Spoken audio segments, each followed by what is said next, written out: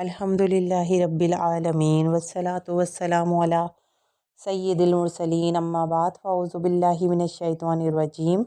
بسم اللہ الرحمن الرحیم۔ حضرت سیدنا عبدالعزیز دباغ رحمۃ اللہ تعالیٰ علیہ فرماتے ہیں، اس میں کوئی شبہ نہیں کہ نبی اکرم صلی اللہ تعالیٰ علیہ وآلہ وسلم پر درود پاک پڑھنا تمام اعمال سے افضل ہے۔ یہ ان ملائکہ کا ذکر ہے جو اطراف جنت میں رہتے ہیں اور نبی کریم صلی اللہ تعالیٰ علیہ وآلہ وسلم پر درود پاک کی برکت یہ ہے کہ جب وہ ملائکہ نبی کریم رؤوف الرحیم صلی اللہ تعالیٰ علیہ وآلہ وسلم پر درود پاک پڑھتے ہیں تو جنت کشادہ ہو جاتی ہے۔ جائیں نہ جب تلک غلام خلد ہے سب پر حرام، جائیں نہ جب تک غلام خلد ہے سب پر حرام، ملک تو ہے آپ کا تم پہ کروڑوں درود۔ سبحان اللہ۔ اللہم صلی علی سیدنا و مولانا محمد و علی آلہ و اصحابہ وبارک وسلم علیہ۔ حضرت امام محمد بن احمد ذہبی رحمۃ اللہ تعالیٰ علیہ نقل کرتے ہیں کہ کسی بزرگ نے ایک شخص کو دیکھا جس کا بازو کندھے سے کاٹا ہوا تھا، اور وہ آواز لگا رہا تھا کہ جس نے مجھے دیکھا وہ ہرگز کسی پر ظلم نہ کرے۔ میں نے اس سے ماجرا پوچھا تو وہ کہنے لگا، میرا معاملہ بڑا عجیب و غریب ہے۔ میں بدماشوں کا ساتھی تھا اور ایک دن میں نے ایک مچھیرے سے مچھلی چھینی اور گھر کی طرف چل دیا۔ راستے میں مچھلی نے میرا انگوٹھا چبا ڈالا۔ جیسے تیسے میں گھر پہنچا اور مچھلی کو ایک طرف ڈال دیا۔ انگوٹھے کے درد سے تکلیف کی وجہ سے ساری رات میں نہ سو سکا۔ صبح ہوئی، ڈاکٹر کے پاس گیا اور اسے اپنا سوجا ہوا زخمی ہاتھ دکھایا۔ اس نے بتایا کہ انگوٹھا کاٹنا پڑے گا ورنہ بعد میں سارا ہاتھ کاٹنا پڑے گا۔ چنانچہ میں نے اپنا انگوٹھا کٹوا دیا۔ پھر ایک دن میرے ہاتھ پہ چوٹ آئی تو پرانا زخم تازہ ہو گیا اور مجھے شدید تکلیف ہو رہی تھی۔ میں طبیب کے پاس گیا تو اس نے ہاتھ کاٹنے کو کہا۔ میں نے کٹوا دیا مگر درد سارے بازو میں پھیل گیا۔ میں سخت تکلیف میں تھا، کسی پل چین نہ آتا تھا، چنانچہ پہلے کوہنی تک پھر کندھے تک ہاتھ کٹوانا پڑا۔ کچھ لوگوں نے مجھ سے تکلیف شروع ہونے کا سبب پوچھا تو میں نے انہیں مچھلی والا واقعہ سنایا۔ وہ کہنے لگے، اگر تم پہلے مرحلے میں مچھلی والے کے پاس جا کر اس سے معافی مانگ لیتے اور اس کو راضی کر لیتے تو شاید تمہیں یہ اعضاء کٹوانے نہ پڑتے۔ اب بھی وقت ہے، اس شخص کے پاس جاؤ اور اس کو راضی کرو اس سے پہلے کہ یہ تکلیف پورے جسم میں پھیل جائے۔ میں نے بڑی تلاش کے بعد مچھیرے کو ڈھونڈ نکالا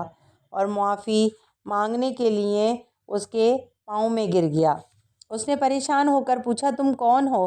میں نے کہا، میں وہی شخص ہوں جو تم سے مچھلی چھین کر لے گیا تھا۔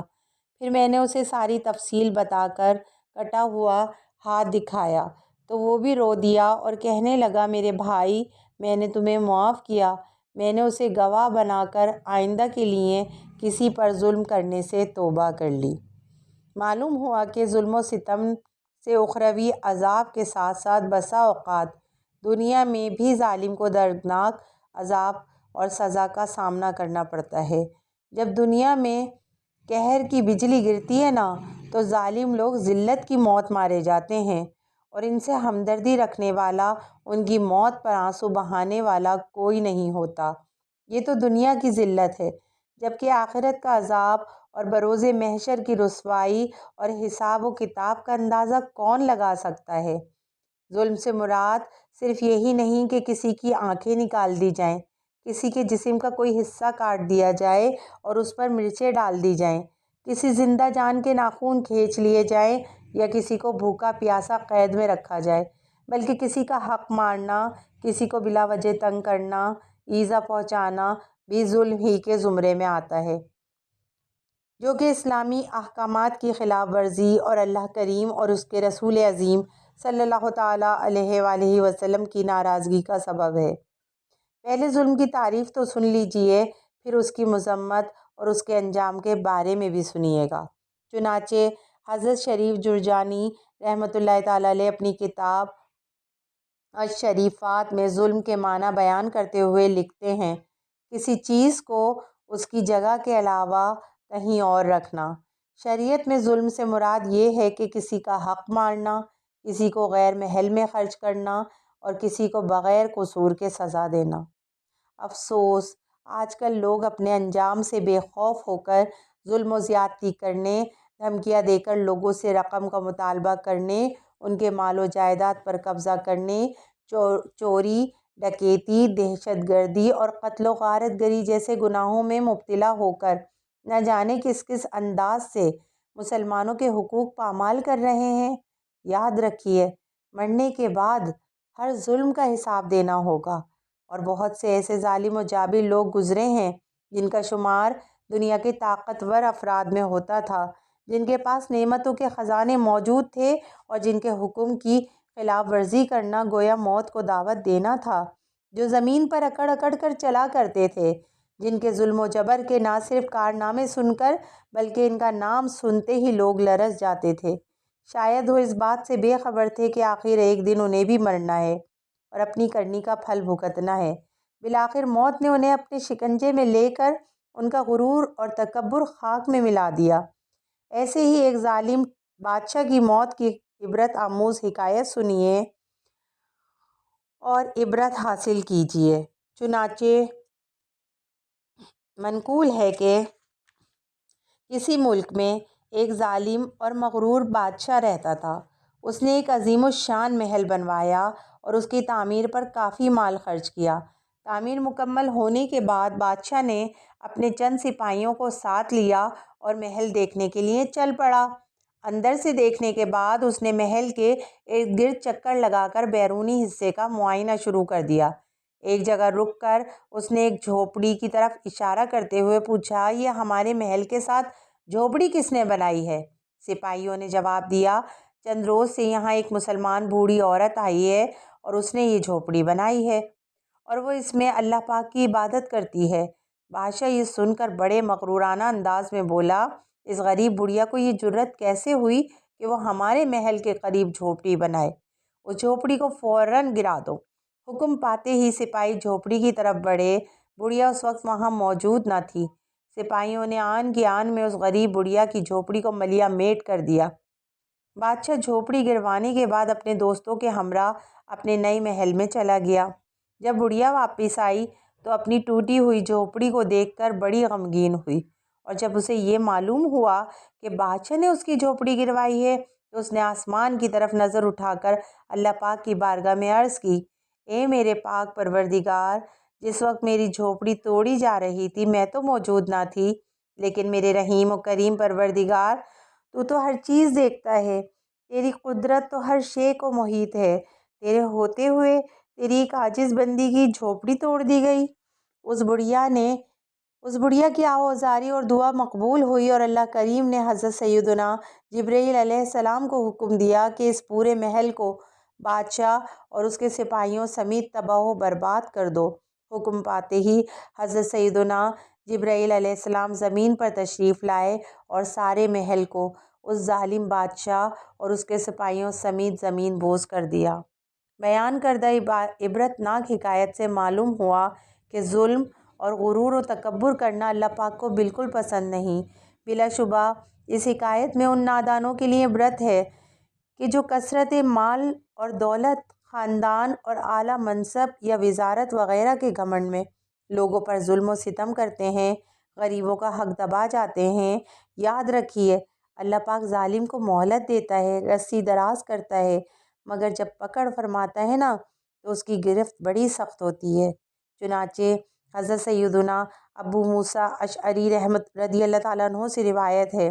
نبی کریم رؤوف الرحیم صلی اللہ تعالیٰ علیہ وآلہ وسلم نے فرمایا، بے شک اللہ پاک ظالم کو مہلت دیتا ہے یہاں تک کہ جب اس کو اپنی پکڑ میں لیتا ہے تو پھر اس کو نہیں چھوڑتا۔ یہ فرما کر سرکار نامدار صلی اللہ تعالیٰ علیہ وآلہ وسلم نے پارہ 12 سورہ ہود کی آیت نمبر 102 تلاوت فرمائی۔ ترجمہ کنز العرفان۔ اور تیرے رب کی گرفت ایسی ہی ہوتی ہے جب وہ بستیوں کو پکڑتا ہے جبکہ وہ بستی والے ظالم ہوں، بے شک اس کی پکڑ بڑی شدید دردناک ہے۔ مفسر قرآن علامہ سعوی رحمۃ اللہ تعالیٰ علیہ فرماتے ہیں کہ ہر ظلم کرنے والے پر لازم ہے کہ وہ اپنے ظلم سے توبہ کرے اور ظلم کرنا چھوڑ دے، اور جس کا جو بھی حق مارا ہو اسے لوٹا دے، تاکہ وہ اس عظیم وعید میں داخل نہ ہو، کیونکہ یہ آیت گزشتہ امتوں کے ساتھ خاص نہیں بلکہ ہر ظالم کو عام ہے۔ معلوم ہوا کہ جب اللہ پاک کسی ظالم کی پکڑ فرماتا ہے نا تو پھر اس کو بچانے والا کوئی نہیں ہوتا۔ یقیناً ظلم ایک ایسا بدترین فعل ہے جس سے جھگڑے اور فسادات جنم لیتے ہیں، لوگوں کی عزتوں کا تحفظ نہیں رہتا اور معاشرے کا امن و سکون برباد ہو جاتا ہے۔ لوگ بغاوت اور سرکشی پر اتر آتے ہیں اور لوگوں کے حقوق ضائع ہو جاتے ہیں۔ دین اسلام چونکہ انسانی حقوق کا بڑا محافظ اور معاشرے میں امن و سکون قائم رکھنے والا مذہب ہے، اسلام نے ہر اس کام کو منع کیا ہے جو بندوں کے حقوق تلف کرنے کا سبب بنتے ہیں۔ حقوق العباد میں ظلم کا کردار چونکہ دوسرے افعال کے مقابلے میں کہیں زیادہ ہے، اس لیے اسلام نے ظلم کے خاتمے کے لیے بھی انتہائی احسن اقدامات کیے ہیں تاکہ لوگوں کے حقوق محفوظ رہیں اور امن و سکون کی زندگی بسر کریں۔ ان میں سے ایک اقدام یہ بھی ہے کہ جہاں کسی پر ظلم ہوتا دیکھیں تو اپنی استطاعت کے مطابق ظالم کو روکنے کی کوشش کریں، اسے اسلام کی پاکیزہ تعلیمات سے آگاہ کرتے ہوئے ظلم کی وعیدوں پر مشتمل احادیث مبارکہ سنائیں کہ نبی کریم صلی اللہ تعالیٰ علیہ وآلہ وسلم نے ارشاد فرمایا، اے لوگو، اللہ پاک سے ڈرو، خدا کی قسم جو مومن دوسرے مومن پر ظلم کرے گا تو قیامت کے دن اللہ پاک اس ظالم سے انتقام لے گا۔ ارشاد فرمایا، جس نے کسی ظالم کی اس کے ظلم پر مدد کی وہ قیامت کے دن اس حال میں آئے گا کہ اس کی پیشانی پر لکھا ہوگا، یہ اللہ کی رحمت سے مایوس ہے۔ ارشاد فرمایا، ظلم اور قطع رحمی کے علاوہ کوئی گناہ ایسا نہیں جس کے مرتکب کو اللہ پاک آخرت میں سزا دینے کے ساتھ ساتھ دنیا میں بھی سزا دینے میں جلدی کرتا ہے۔ معاشرے میں امن کی فضا قائم کرنے اور اس کی راہ میں حائل رکاوٹ ظلم کو ختم کرنے کے لیے ہم جب کسی کو نبی کریم صلی اللہ تعالیٰ علیہ وآلہ وسلم کی احادیث مبارکہ سنائیں تو انشاءاللہ یہ ہولناک وعید ہے۔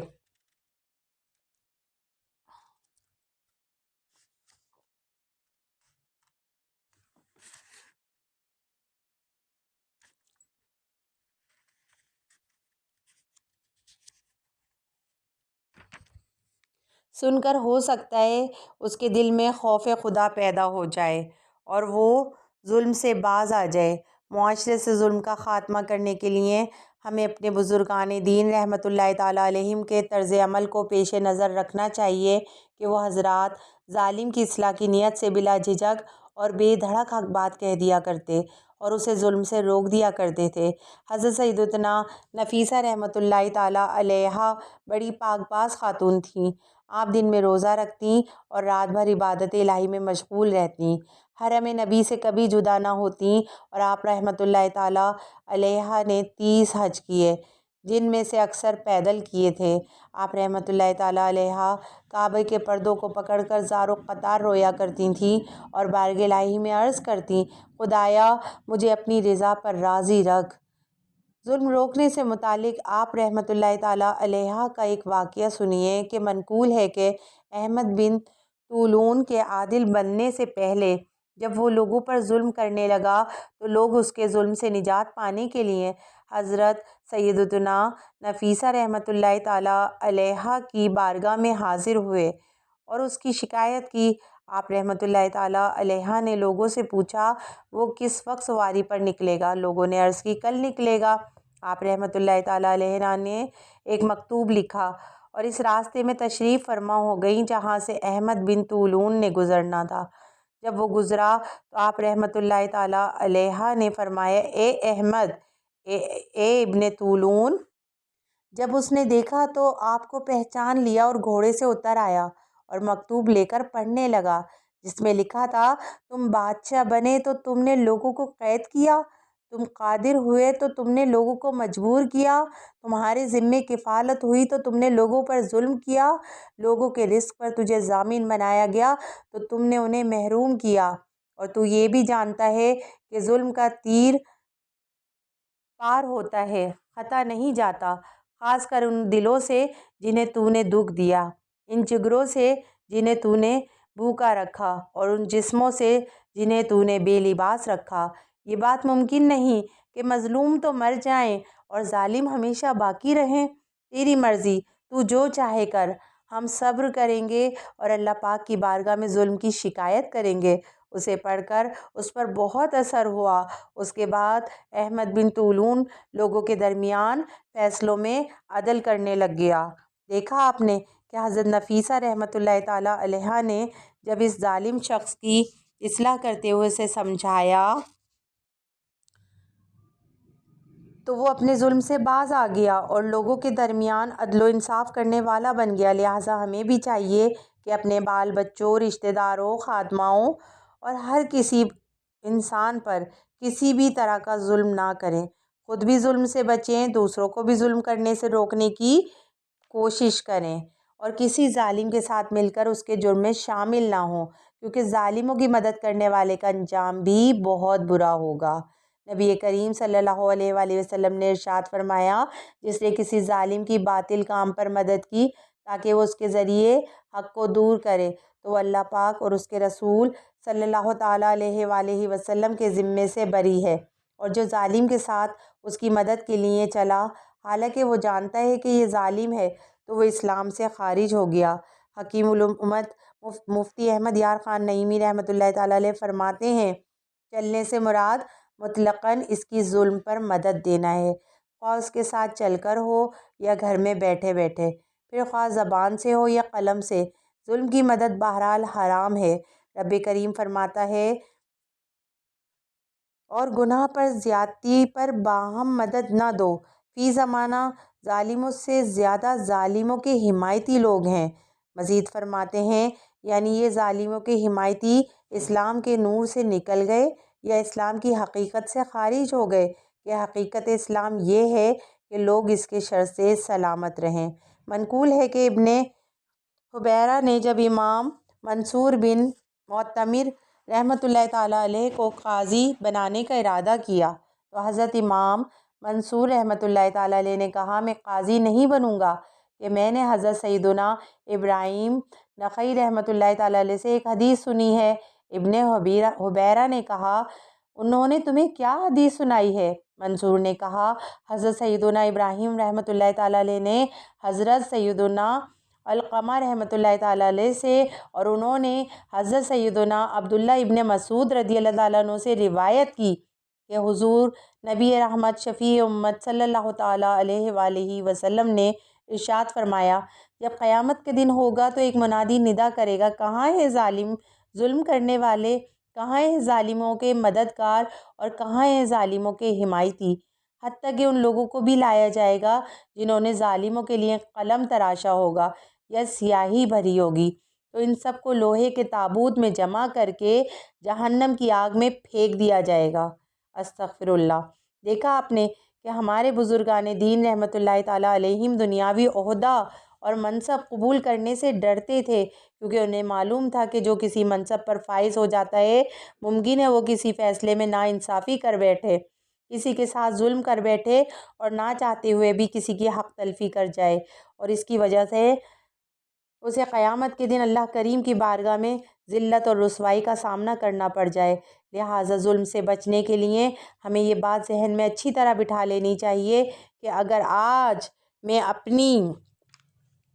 شہرت، دولت اور اپنی طاقت کے سبب کسی غریب پر ظلم کروں تو دنیا میں ہو سکتا ہے مجھے کوئی نہ پکڑ سکے اور مجھے ظلم کی سزا بھی نہ دی جائے، مگر مرنے کے بعد جب میدان محشر میں حساب و کتاب کا سلسلہ شروع ہوگا تو اس وقت میں کیا کروں گی؟ کیا اس وقت بھی مجھے کوئی شہرت کے سبب حساب کتاب سے چھٹکارا مل جائے گا؟ کیا اس وقت جسمانی طاقت کی بدولت ہماری رہائی کی صورت بن پائے گی؟ ہرگز نہیں، کیونکہ یہ عدالت تو اس مالک کائنات کی ہوگی جو ساری دنیا کا حقیقی بادشاہ ہے۔ اس دن تو چھوٹے سے چھوٹے ظلم اور حق تلفی کا بھی بدلہ لیا جائے گا۔ مثلاً کسی کو گالی دی ہوگی، بلا اجازت شرعی ڈانٹا ہوگا یا کسی کی بے عزتی کی ہوگی، کسی کو ذلیل کیا ہوگا، مارا پیٹا ہوگا، عاریتاً چیزیں لے کر قصداً واپس نہ لوٹائی ہوں گی، کسی کا قرض دبا کر، دل دکھا کر اسے ناراض کر دیا گیا ہوگا یا آنکھیں دکھا کر ڈرایا ہوگا، الغرض اس دن تو ہر ایک ظلم کا حساب دینا ہوگا، لہٰذا آخرت میں حساب دینے سے بہتر ہے ہم جیتے جی دنیا میں ہی ہر ایک سے ہاتھ جوڑ کر اس کے سامنے گڑ گڑا کر کی جانے والی زیادتیوں اور حق تلفیوں کی معافی مانگ لیں، کیونکہ دنیا میں تو معافی تلافی کے ذریعے کام بن سکتا ہے، مگر بروز قیامت سوائے حساب دینے کے کوئی صورت نہیں ہوگی۔ خود ہمارے پیارے آقا صلی اللہ تعالیٰ علیہ وآلہ وسلم نے بھی اس کی ترغیب دلائی ہے، چنانچہ فرمان مصطفیٰ صلی اللہ تعالیٰ علیہ وآلہ وسلم ہے کہ جس کے ذمے اپنے بھائی کا آبرو وغیرہ کسی بات کا ظلم ہو، اس پر لازم ہے کہ قیامت کے دن آنے سے پہلے یہیں دنیا میں اس سے معافی مانگ لے، کیونکہ وہاں نہ دینار ہوں گے اور نہ درہم۔ اگر اس کے پاس کچھ نیکیاں ہوں گی تو بقدر اس کے حق کے اس ظالم سے لے کر اسے مظلوم کو دے دیا جائے گا، ورنہ اس مظلوم کے گناہ اس ظالم پر رکھے جائیں گے۔ حکیم الامت مفتی احمد دیار خان نعیمی رحمۃ اللہ تعالیٰ علیہ فرماتے ہیں کہ اگر تم نے دنیا میں لوگوں کے حقوق ادا نہ کیے تو ہر صورت میں قیامت میں ادا کرو گے، یہاں دنیا میں مال سے اور آخرت میں اعمال سے، لہٰذا بہتری اسی میں ہے کہ دنیا میں ہی ادا کر دو، ورنہ پچھتانا پڑے گا۔ ہمیشہ ہاتھ بھلائی کے واسطے اٹھیں ہمیشہ ہاتھ بھلائی کے واسطے اٹھیں، بچانا ظلم و ستم سے مجھے صدا یا رب، رہیں بھلائی کی راہوں میں گامزن ہر دم، رہیں بھلائی کی راہوں میں گامزن ہر دم، کریں نہ رخ میرے پاؤں گناہ کا یا رب۔ ہمارے معاشرے میں دیکھا گیا ہے کہ جس کا جس پر بس چلتا ہے وہ اپنا زور بازو استعمال کرتا ہے اور بات بات پر اسے بلا وجہ ذلیل اور رسوا کرتا ہے، اس کے مال و جائیداد پر قبضہ کرتا ہے، کہیں ساس بہو پر بلا وجہ کا بوجھ ڈالتی نظر آتی ہے تو کہیں بہو ساس کو آنکھیں دکھاتی ہے، تو کہیں پڑوسنے باہم دست و گرہ باہیں، تو کہیں سہیلیاں سگی بہنیں ظلم کی راہ پر چلتی نظر آتی ہیں۔ یاد رکھیے، جس پر ظلم کیا جائے ہو سکتے وہ یہاں اس دنیا میں بدلہ نہ لے سکے، مگر ممکن ہے کہ جیسی کرنی ویسی بھرنی کے مصداق کہیں اور اسے اس کی سزا مل جائے۔ اللہ پاک پارہ 8 سورۃ الانعام آیت نمبر 129 میں ظالموں کو خبردار کرتے ہوئے ارشاد فرماتا ہے، ترجمہ کنز ایمان، اور یوں ہی ہم ظالموں میں ایک کو دوسرے پر مسلط کرتے ہیں، بدلہ ان کے کیے کا۔ تفسیر صراط الجنان جلد 3 صفحہ 209 پر ہے۔ اس آیت مبارکہ میں ظلم کرنے والوں کے لیے بڑی نصیحت ہے، چنانچہ حضرت ابو عبداللہ محمد بن احمد قرطبی رحمۃ اللہ تعالیٰ علیہ فرماتے ہیں، اس آیت میں ظلم کرنے والوں کو تنبیہ کی جا رہی ہے کہ اگر وہ اپنے ظلم سے باز نہ آئے تو اللہ پاک ان پر دوسرا ظالم مسلط کر دے گا۔ اس آیت میں ہر قسم کے ظالم داخل ہیں، وہ شخص جو گناہ کر کے اپنی جان پر ظلم کرتا ہے، جو حاکم یا افسر اپنی رعایا اور ماتحت لوگوں پر ظلم کرتا ہے، یہ سب ظالم کی صف میں شامل ہیں، اور ان تمام پر اللہ پاک ان سے بڑا ظالم مسلط کر دیتا ہے۔ سنا آپ نے کہ ظالم چاہے کسی پر کتنا ہی ظلم کر لے، بالآخر اسے ظلم کی سزا ضرور ملتی ہے، اور اللہ پاک کسی دوسرے ظالم کو اس پر مسلط کر کے مظلوم کا بدلہ دلا دیتا ہے۔ اگر مظلوم خود ہی ظالم سے بدلہ لینا چاہے تو شریعت میں اس کی اجازت ہے، مگر ایسا نہ ہو کہ بدلہ لینے کی کوشش میں حد سے بڑھ کر خود ہی ظالم بن جائے۔ مثلاً کسی نے ایک تھپڑ مارا تو اسے 2 تھپڑ لگا دیے، کسی نے سر پھاڑا تو اس کے سر کے ساتھ ساتھ جسم کا دوسرا حصہ بھی زخمی کر دے، کسی نے بازو توڑا تو اس کا بازو ہی جسم سے الگ کر دے، کسی نے ٹانگ توڑی تو اس کی ٹانگ ہی کاٹ دیں، کسی نے ہمارے عزیز کو قتل کیا تو قاتل کے پورے خاندان کو ہی موت کی نیند سلا دیا جائے، بلکہ جتنا اس پر ظلم ہوا اتنا ہی بدلہ لینے کی اجازت ہے، اس سے زیادہ بدلہ ہرگز نہیں لے سکتا، ورنہ جو پہلے مظلوم تھا اب وہی ظالم قرار پائے گا۔ ایسی صورت میں بہتر یہ ہے کہ از خود بدلہ لینے کے بجائے قانون کا سہارا لیا جائے اور قانونی طور پر اس ظالم کی جو سزا بنتی ہے، ظالم کو وہ سزا دلوانے کا مطالبہ کیا جائے۔ مفتی احمد دیار خان رحمۃ اللہ تعالیٰ علیہ فرماتے ہیں، ملکی انتظام صرف 2 چیزوں سے قائم رہ سکتا ہے، سزائیں سخت ہوں جیسے کہ اسلامی سزائیں ہیں، اور کسی مجرم کی رعایت ضمانت نہ ہو، کوئی بدمعاش قانون کی گرفت سے بچ نہ سکے۔ بدلہ لیتے وقت اس بات کا امکان رہتا ہے کہ بندہ غصے میں آ کر کچھ زیادتی نہ کر بیٹھے، جتنی طاقت سے کسی نے تھپڑ مارا ممکن ہے بدلہ لینے والا اس سے زیادہ طاقت سے مارے، تو اس کی بھی ممانعت ہے، لہٰذا بدلے لینے کی قدرت کے باوجود معاف کرنا اس سے بہتر ہے اور آخرت میں اجر و ثواب کا باعث ہے۔ چنانچہ پارہ 25 سورہ شورى آیت نمبر 40 میں ارشاد باری ہے، ترجمہ کنز ایمان، اور برائی کا بدلہ اسی کی برابر برائی ہے، تو جس نے معاف کیا اور کام سنوارا تو اس کا اجر اللہ پر ہے، بے شک وہ دوست نہیں رکھتا ظالموں کو۔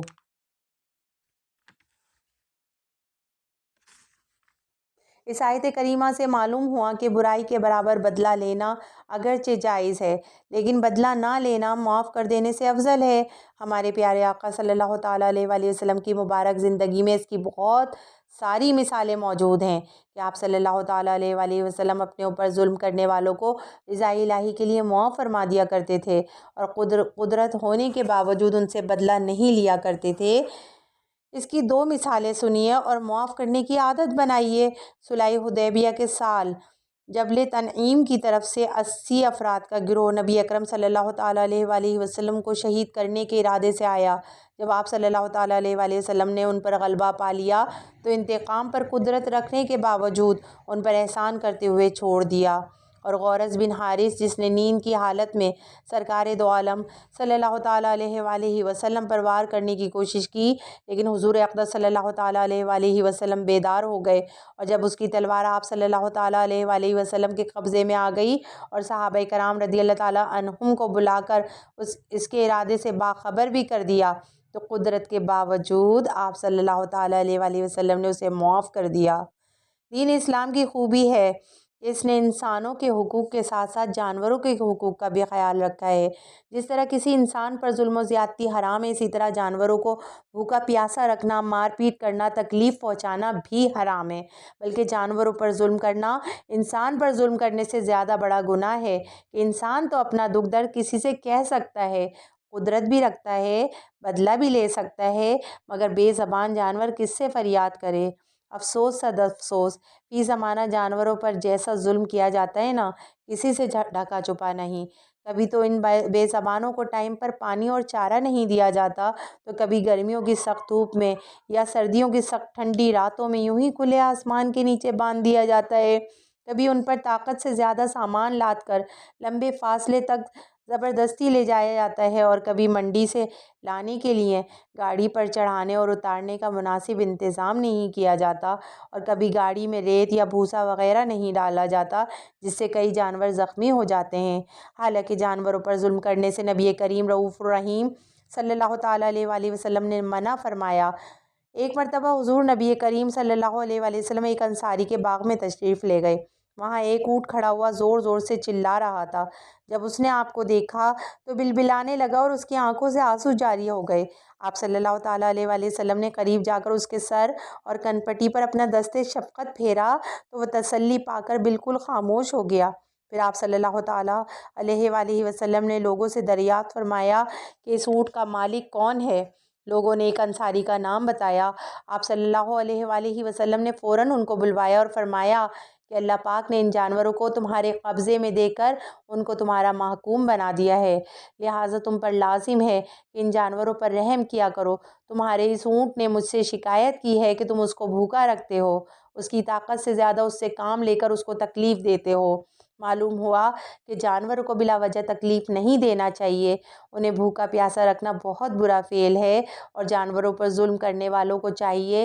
کہ سنبھل جائیں، ورنہ بلا وجہ تکلیف دینے کے سبب ہو سکتا ہے انہی جانوروں کو بطور عذاب ان پر مسلط کر دیا جائے۔ امام احمد بن حجر مکی شافعی رحمۃ اللہ تعالیٰ علیہ فرماتے ہیں، انسان نے ناحق کسی چوپائے کو مارا یا اسے بھوکا پیاسا رکھا یا اس سے طاقت سے زیادہ کام لیا تو قیامت کے دن اس سے اسی کی مثل بدلہ لیا جائے گا جو اس نے جانور پر ظلم کیا یا اسے بھوکا رکھا ہو۔ رحمت عالم نور مجسم صلی اللہ تعالیٰ علیہ وآلہ وسلم نے جہنم میں ایک عورت کو اس حال میں دیکھا کہ وہ لٹکی ہوئی ہے اور ایک بلی اس کے چہرے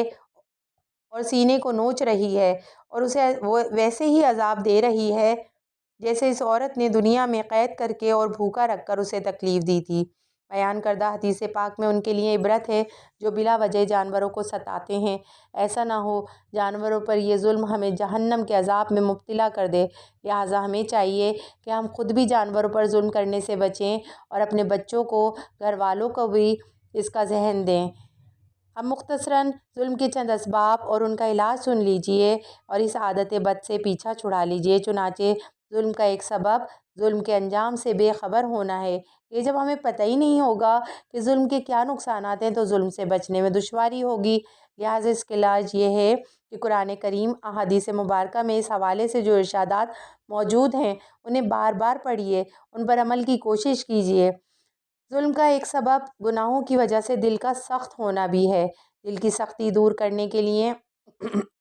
ایسے اعمال کیجیے جو دل کی نرمی کا باعث بنتے ہیں۔ مثلاً تلاوت قرآن کریم کا معمول بنا لیجیے اور اپنی موت کو کثرت سے یاد کیجیے۔ اور ظلم کا ایک سبب مال و دولت کی کثرت بھی ہے کہ لوگ دولت کے نشے میں مغرور ہو جاتے ہیں اور غریبوں کو کسی خاطر میں نہیں لاتے، اور ایسے لوگوں کو چاہیے کہ مال و دولت کی محبت دل سے نکال کر اس بات سے خوف کھائیں کہ اگر وہ دنیا میں کسی پر ظلم کریں گے اور اپنی دولت کا رعب دکھائیں گے تو ممکن ہے ان سے یہ دولت چھین لی جائے، اور کسی مظلوم کی بد دعا کا شکار ہو کر کسی مصیبت میں گرفتار ہو جائیں۔ بسا اوقات کوئی منصب مل جاتا ہے تو دوسروں پر ظلم کا باعث بن جاتا ہے، اور کوئی صاحب منصب اپنے عہدے کا ناجائز فائدہ اٹھاتے ہوئے غریب اور بے قصور لوگوں کے خلاف فیصلے کرتے ہیں۔ ایسے لوگوں کو چاہیے کہ خود کو اس بات سے ڈرائیں کہ جس طرح میں کسی غریب پر اپنی طاقت استعمال کر رہا ہوں، قیامت کے دن سارے حاکموں کے حاکم نے جہنم میں جانے کا فیصلہ سنا دیا تو میرا کیا بنے گا؟ جن پر آج تک ایسا ہی ظلم و ستم کیا ہو فوراً معافی مانگیے اور پھر بارگاہ الہی میں خلوص نیت کے ساتھ آئندہ اس جرم عظیم سے بچنے کے لیے دعا کیجیے۔ انشاءاللہ عز و جل اس گناہ سے بچنے میں ضرور کامیاب ہو جائیں گے۔ وما علینا الا البلاغ المبین۔